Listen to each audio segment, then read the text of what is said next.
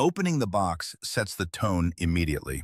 There's no unnecessary packaging or excess accessories, just the essentials, neatly arranged. Inside, I found the VL81 LED light itself, a USB Type-C charging cable, and the basic documentation. This isn't a bundle-first product. It's clearly meant to integrate into existing creator setups without friction. The light feels solid right out of the box, with a reassuring weight that suggests durability rather than fragility.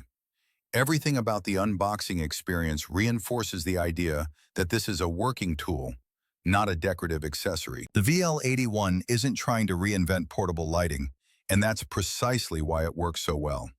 It delivers clean, adjustable bi-color light, solid battery life, excellent mounting flexibility, and intuitive controls in a genuinely compact form factor.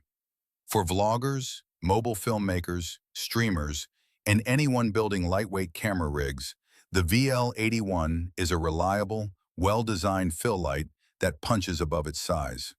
It's the kind of tool that quietly becomes essential, not because it's flashy, but because it simply does its job every time.